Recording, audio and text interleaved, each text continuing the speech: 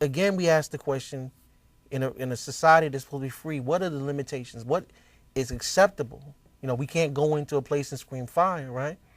But can we try to talk to people to change their behavior? Okay?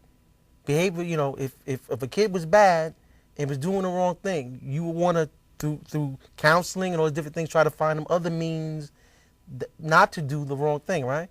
Well, now that's a case that we have before the Supreme Court, right? Mm-hmm. Something I think was very interesting. And this is just about not just conversations that people are having with certain people. So, Laura, I'm going to let you lay that out in terms of what we're talking about. Yeah, they're now trying to look at the fact as to whether or not there should be laws against individuals communicating with known people who have been labeled terrorist groups. And specifically, the individuals that they're referring to are individuals who were not joining terrorist groups. They're trying to discuss with those groups an alternative to their terrorists' activities. So I'm talking to the terrorists to say, hey, instead of blowing yourself up or killing all these people, maybe there's another solution to the problem instead of violence. And that is against the law. Well, again, this is another one of those examples where the Patriot Act. Yeah, the Patriot Act is a perfect example. But this is another example of where they're trying to make arbitrary rules that can wind up convicting innocent people, you know, putting innocent people in a difficult position when they're just trying to communicate. I mean, we know we have a long history in this entire America, you know, right, of people being labeled as terrorists or being labeled as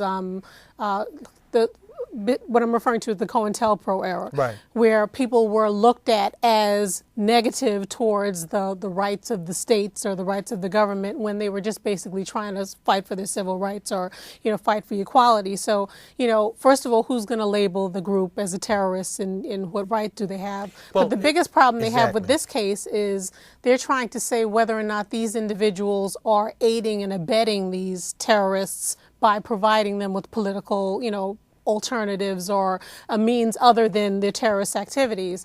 They also said that they could, it's difficult to look at it because they're saying that if these people try and help them in any way, whether it's to say, well, if you're a victim of a natural disaster and they try and provide them with a way to find aid, whether or not that's now going to put the terrorist group in a position where if they have money, alternative forms of money coming in, that now they have more money for bombs and, you know, more terrorist activity. Justice Kennedy's made that particular statement, and I thought that was very interesting. Conflict resolution. If we taught it to children in school, we say that we always find means that are other than violence to resolve issues. But now we're talking to groups that have a defined reason why they can dislike you and hate you. People that we label as terrorists, okay? And that's a broad word because, you know, the way they wrote the law, anybody can be a terrorist. It probably got me and you a terrorist already on the show, as much as we talk about the government here.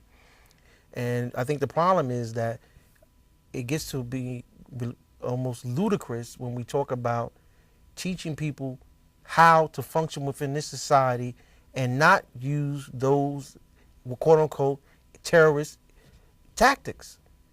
To tell a person that, hey, this is how the political system works. And if you do A, B, and C, and D, maybe you can get it to work for you instead of, you know, taking a machine gun and running into a place and killing people.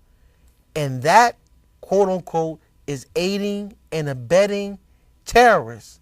And you can go to jail for a long time for telling somebody, let's try an alternative way of thinking.